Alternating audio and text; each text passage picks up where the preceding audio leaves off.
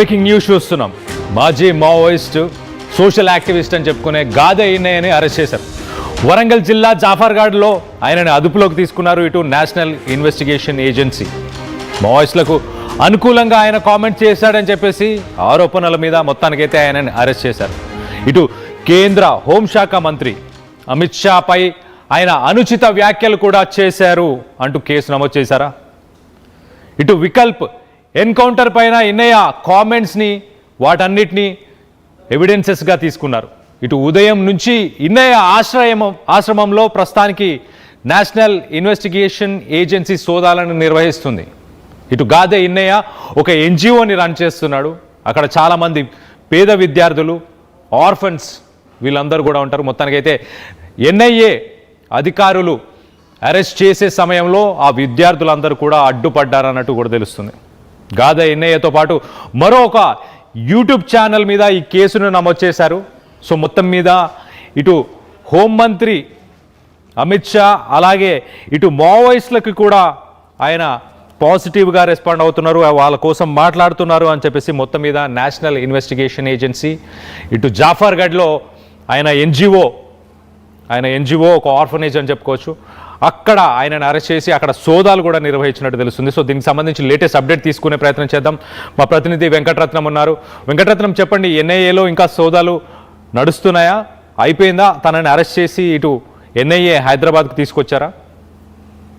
కళ్యాణ్, ప్రస్తుతానికి ఇక్కడ గాదె ఎన్ఐఏను మా ఇల్లు అక్కడ ప్రజాదరణ ఆశ్రమంలోకి వెళ్ళినటువంటి ఎన్ఐఏ అధికారులు అక్కడనే అప్పటికప్పుడే నోటీసులు జారీ చేసి అతన్ని అరెస్ట్ చేసి అక్కడి నుండి నాంపల్లి కోర్టుకు తరలించారు. ప్రస్తుతానికైతే ఇక్కడ కొంత ఉద్రిక్త వాతావరణం అయితే కనిపించింది. కాకపోతే ఇక్కడ ప్రతిఘటించేటువంటి వాళ్ళు ఎక్కువగా మంది లేకపోవడంతో ఇక్కడ ఎన్ఐఏ అధికారులదే పై చేయిగా కనిపించింది. హాస్టల్లో ఉండేటువంటి అక్కడ విద్యార్థులు కూడా కొంత ఆందోళన చెందారు.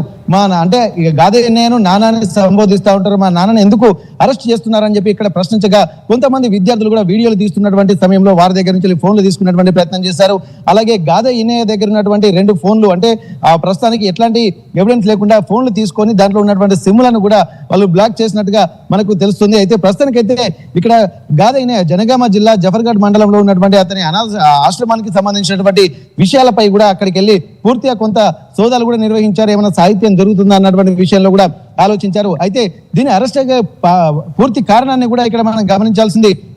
ఒక ప్రైవేట్ యూట్యూబ్ ఛానల్కి గాదె ఎన్ఐఏ ఇచ్చినటువంటి ఇంటర్వ్యూ ఒక కారణము, అలాగే మొన్న ఇక్కడ కేంద్ర కమిటీ సభ్యుడు అలాగే హిడ్మా ఎన్కౌంటర్ తర్వాత వెళ్ళి వాళ్ళ కుటుంబ సభ్యుడిని అంటే పరామర్శించడం ఒకటి, అలాగే ఇక్కడ సిపిఐ మావోయిస్టు దివంగత నేత ఎవరైతే ఉన్నారో తను ఖాతా రామచంద్రారెడ్డి అంటే చనిపోయిన తర్వాత సంస్మరణ సభలో అక్కడి ప్రజలను ఉద్దేశించి అక్కడి వారి సానుభూతి పరులను ఉద్దేశించి కూడా అనేక విషయాలపై స్పందించి వారిని కొంత అంటే ప్రభావితం చేసేటువంటి అవకాశాలు కనిపించాయని, ఉద్రిక్తతలు రెచ్చగొట్టే విధంగా తన ఉపన్యాసాలు ఉన్నాయని చెప్పి ఇక్కడ ఎన్ఐఏ అధికారులు కూడా చూశారు. పూర్తిగా వారు దీని మీద ఒక దర్యాప్తు చేశారు. అంటే దీని ప్రభావం ఎట్లా ఉండబోతుంది, నిషేధిత మావోయిస్టు పార్టీ అయినటువంటి సిపిఐ మావోయిస్టు పార్టీకి సంబంధించి కూడా అనేకమైనటువంటి సంచలనాత్మక విషయాలు కూడా వెల్లడించి అక్కడ ఉన్నటువంటి ప్రజల్ని మరింత రెచ్చగొట్టి ఉద్వేగపూరితమైనటువంటి ఉపన్యాసాలు ఇచ్చారన్నటువంటి కారణంతో ఎన్ఐఏ అధికారులు మాత్రం ఈ రోజే ఇక్కడ గాదె ఎన్ఐఏ ఆశ్రమానికి వెళ్ళారు. అక్కడ ఎలాంటి ముందస్తు సమాచారం లేకుండా వెళ్ళి అక్కడ ఉన్నటువంటి కుటుంబ సభ్యులకి అలాగే తన భార్యకి నోటీసులు ఇచ్చారు. గాదె ఎన్ఐఏ కూడా నోటీసులు ఇచ్చి అక్కడి నుండి ఎలాంటి మాట మంత్రి లేకుండా అతన్ని అరెస్ట్ చేసేటువంటి ప్రయత్నం చేస్తే ముందు కొంత ప్రతిఘటించినప్పటికీ కూడా తర్వాత ఎన్ఐఏ అధికారులు క్లియర్ గా చెప్పి ఉద్వేగపూరిత ప్రసంగాలకు చేసినందుకు గాను నోటీసులు ఇస్తున్నామని చెప్పి అప్పటికప్పుడు నోటీసులు ఇచ్చి అతన్ని అరెస్ట్ చేసి నాంపల్లి కోర్టుకు తరలించినటువంటి పరిస్థితి. ప్రస్తుతానికైతే ఇక్కడ ఉన్నటువంటి విద్యార్థులు కొంత ఆందోళన ఆవేదన చెందుతున్నటువంటి పరిస్థితి.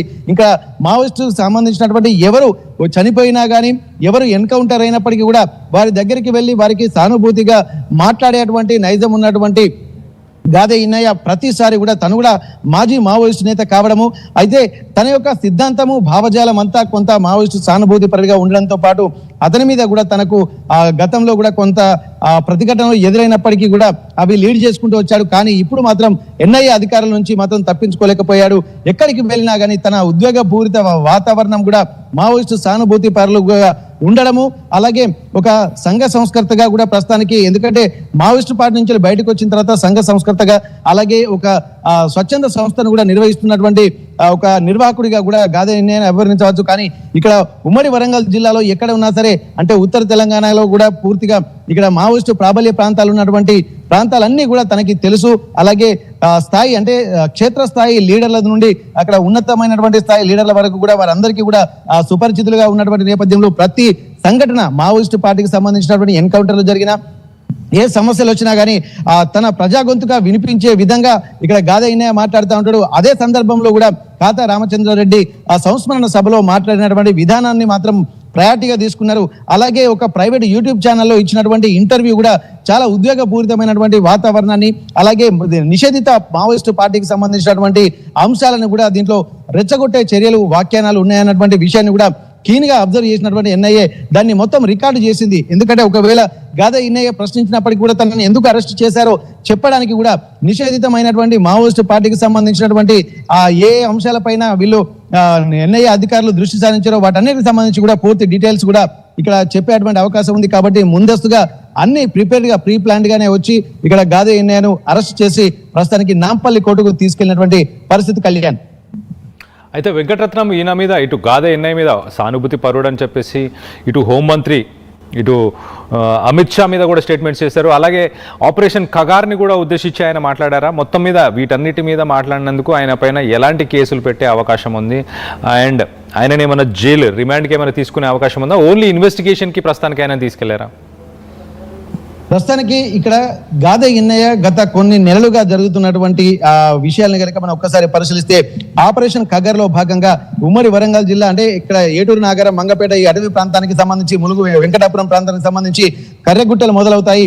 ఇక్కడ ఈ కర్రెగుట్టల నుండి ఇక్కడి నుండి ఛత్తీస్గఢ్ వరకు వ్యాపించి ఉన్నటువంటి 200-300 కిలోమీటర్ల రేడియస్ లో విస్తరించినటువంటి కర్రెగుట్టలకు సంబంధించి కగర్ ఆపరేషన్ కూడా కేంద్ర ప్రభుత్వం కూడా ప్రతిష్టాత్మకంగా తీసుకుంది. దీనికి సంబంధించి మార్చి 2026 మార్చి నెల ఆఖరికి వరకు మావోయిస్టులను పూర్తిగా నిర్మూలిస్తామన్నటువంటి కేంద్ర హోంశాఖ మంత్రి అమిత్ షా ఇచ్చినటువంటి పిలుపు మేరకు కూడా పోలీసులు ప్రతిష్టాత్మకంగా తీసుకున్నారు. వేల కొద్ది బలగాలు, అంటే ఒక కర్రెగుట్ట కగర్ ఆపరేషన్ లో భాగంగా చివరిసారి ఉద్యమంలో భాగంగా ఒకేసారి 26,000 మంది పోలీసు బలగాలను మొత్తం కర్రెగుట్టలను చుట్టుముట్టి హెలికాప్టర్ల ద్వారా, డ్రోన్ల ద్వారా పూర్తిగా ఒక అంటే దాడి జరిపినటువంటి పోలీసులు మావోయిస్టు ప్రాంతాలని మొత్తం జల్లెడబట్టారు. వారిని పూర్తిగా తమ ఆధీనంలోకి తీసుకున్నటువంటి పరిస్థితి.